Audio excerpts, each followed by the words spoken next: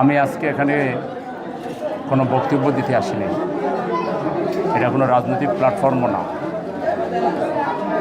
আমি এসেছি আমাদের এক মায়ের কান্নাকে সাথে। আমি রামিসা আক্তারের মায়ের সাথে দেখা করেছি।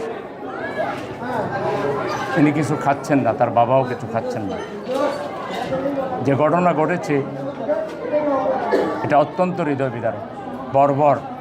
এটা আইয়ামে জাহিলিয়াতকেও হার মানিয়েছে। আমি প্রথমে বলতে চাই, এই বিল্ডিংয়ের কেয়ারটেকারকেও সরকারকে আইন শৃঙ্খলার আওতায় নিতে হবে। একটা ফ্ল্যাটে 3টা পরিবার, এবং তাও প্রতিবেশী একটা ভদ্র ফ্যামিলি, সেই ফ্যামিলির সাথে এরকম লম্পট, অভদ্র, এরকম মানবতা বিরোধী লোকদেরকে বাসা ভাড়া দিয়ে যে ব্যবসা করছে এখানে, এই পরিবেশ নষ্টের পিছনে প্রথম কারণ কিন্তু এটি। ওকেও আইনের আওতায় নিতে হবে।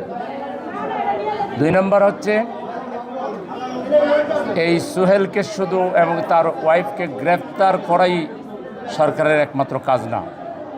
দ্রুত বিচার ট্রাইব্যুনালে এজ আর্লি এজ পসিবল আইনের নিয়ম মেনে যথাসম্ভব, যত তাড়াতাড়ি সম্ভব ওর বিচার নিশ্চিত করে গোটা নগরবাসীকে, গোটা জাতিকে আশ্বস্ত করতে হবে। আমি পরিষ্কার বলে দিচ্ছি, আমি এই নগরের একজন খাদেম হিসাবে, বাসিন্দা হিসাবে, আমি জামাত ইসলামী ঢাকা মহানগরী উত্তরের আমির মোহাম্মদ সেলিম উদ্দিন বলছি, এই পরিবারের এই ছোট্ট শিশু, আমরা তার কাছে লজ্জিত। সেও তো আমাদের লজ্জা দেখবে না, কিন্তু তার মা বাবার কাছে আমরা লজ্জিত। আমরা ক্ষমা প্রার্থী। গোটা জাতির পক্ষ থেকে, নগরবাসীর পক্ষ থেকে আমি এই মা এবং বাবার কাছে ক্ষমা চাচ্ছি। আমরা ব্যর্থ হয়েছি, জাতি হিসাবে আমরা ব্যর্থ হয়েছি। আমরা পরিষ্কার বলতে চাই, এই নগরীতে আর ফার্দার কোনো কোন, এখানে কোনো ধরনের কোনো এই যে মানুষের উপরে জুলুম অত্যাচার যদি চলে, আমি গোটা নগরবাসীকে সাথে নিয়ে দৌড়বার আন্দোলন করে তুলব। যারা দায়িত্বে আছেন তাদেরকে সারেন্ডার করে চলে যেতে হবে। আমরা আর একের পর এক এই খুনের এই রাজত্ব আমরা দেখতে চাই না, এই দর্শনের রাজত্ব আমরা দেখতে চাই না। মানুষ খুনের এই মহামারী আমরা আর দেখতে, এই মহানগরীর মানুষ আমরা আর সহ্য করতে পারবো না। সেজন্য এই বিচারের সমস্ত দায়িত্ব সিটিবাসীর পক্ষ থেকে আমি নিলাম। আমি আমাদের শ্রেষ্ঠ আইনজীবী, সুপ্রিম কোর্টের সিনিয়র আইনজীবী, আপনারা আমাদের আইনজীবীদেরকে চিনেন, অ্যাডভোকেট শিশির মনির আছেন, আমি তাকে রিকোয়েস্ট করব এই মামলা পরিচালনার দায়িত্ব নেওয়ার জন্য। এবং এই মামলা সুষ্ঠুভাবে হবে, বিচার হবে, আমরা খুনিদের বিচার দেখব, এবং একই সাথে আমরা এই নগরের প্রত্যেকটা নাগরিক এখন থেকে সজাগ এবং সচেতন থাকব। এবং আমরা যারা ভাড়া দেন, যেসব ফ্ল্যাট মালিক আছেন, বিল্ডিংয়ের মালিক আছেন, তাদেরকে বলবো ভাড়া দেওয়ার আগে বিস্তারিত তথ্য নিয়ে লোকটাকে যাচাই করে ভাড়া দিতে হবে। এই ধরনের লম্পট, এই ধরনের মানবতা বিরোধী খুনি কি প্রকাশ্য দিবালোকে, এটা কিন্তু ঠান্ডা মাথার খুন, এটা কিন্তু স্বাভাবিক ঘটনা না।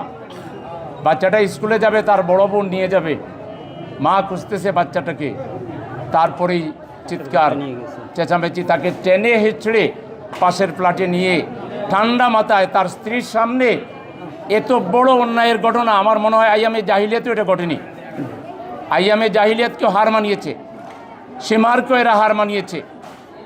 সুতরাং আমরা পরিস্থিতি নাগালের বাইরে যাওয়ার আগে রাষ্ট্রের সর্বোচ্চ, আমাদের হোম মিনিস্টার কোথায়, তিনি কি এসেছেন? না। হোম মিনিস্টারকে বলবো, আপনি অনেক ভালো ভালো কথা বলেন, এই ব্যাপারে সুস্পষ্ট অঙ্গীকার আপনাদের কাছ থেকে জাতি চায়। কোনো ধরনের কোনো ছল চাতুরি, মোলা ঝোলানোর কোনো ঘটনা আমরা দেখতে চাই না। আমরা পরিষ্কার টাইমলাইন চাই, এবং এই সময়ের ভিতরে এই বিচার কাজ শেষ করতে হবে। এই ব্যাপারে রাষ্ট্রের পক্ষ থেকে বিন্দুমাত্র যদি কোনো কার্পণ্য, গাফলতি দেখানো হয়, আমরা জনগণ ঘরে বসে থাকব না। আমাদের এই শিশু হত্যার বদলা নিয়েই আমরা গড়ে যাব। আমরা খুনিদেরকে অনতিবিলম্বে তাদের দৃষ্টান্তমূলক শাস্তি চাই, সর্বোচ্চ শাস্তি আমরা চাই। সর্বোচ্চ শাস্তি যদি ফাঁসি হয় তাহলে ফাঁসি আমরা চাই। আইন অনুযায়ী সর্বোচ্চ শাস্তি আমরা তাদের চাই এবং এই ব্যাপারে আমরা গণসচেতনতা তৈরি করব। আমরা দেখতেছি গত 1-2 মাসে আইন শৃঙ্খলার যে অবনতি হয়েছে, এখানে দেশে কোনো শাসক আছে, দেশে কোনো আইনের শাসন আছে এটা আমরা বিশ্বাস করতে পারছি না। আমরা গোটা নগরবাসী চরম নিরাপত্তাহীনতায়, অনিশ্চয়তার মধ্যে আমরা জীবনযাপন করছি। নগরবাসীকে এই অনিশ্চয়তার মধ্যে, এই নিরাপত্তাহীনতার মধ্যে, এই উদ্বেগের মধ্যে রেখে রাষ্ট্রের কোনো উন্নয়ন হতে পারে না। এই রাষ্ট্রে কোনো গণতান্ত্রিক ব্যবস্থা আছে, মানুষের জীবনমানের কোনো নিরাপত্তা আছে, এটা আমাদের চোখে পড়ছে না।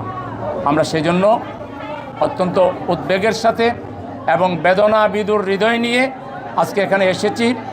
আমরা আমাদের এই পরিবারকে, আমাদের এই মা বাবাকে আশ্বস্ত করছি যে আপনাদের এই সন্তানের বিচারের দায়িত্ব আমরা নিলাম, আমি সেলিমউদ্দিন নিলাম। আমরা অত্যন্ত দৃঢ়তার সহিত এবং অত্যন্ত মজবুতির সহিত এই বিচার সম্পন্ন হচ্ছে কিনা আমরা প্রতিনিয়ত সেটা অবজার্ভ করব। আমরা আমাদের মিডিয়ার বন্ধুদেরকে বলবো, এই খুনের বিরুদ্ধে আপনারা একটু আমাদেরকে সহযোগিতা করেন, আপনারা সরকারকে সহযোগিতা করেন, আপনারা প্রতিনিয়ত রিপোর্ট করে এই যে মা বাবা আজকে কি অবস্থায় আছে, আপনারা যদি উপরে যেতে পারতেন তাইলে বুঝতে পারতেন তারা আজকে বাকরুদ্ধ, তাদের জীবনেরও যে কোনো ঘটনা ঘটে যেতে পারে। আল্লাহ তাআলা তাদেরকে হেফাজত করুন, তাদের নেক হায়াত দান করুন, তারা যেন তাদের সন্তানদের বিচার, সন্তানের হত্যার বিচার দেখে যেতে পারেন, সেটার জন্য আল্লাহ তাআলা তাদেরকে হায়াত দান করুন।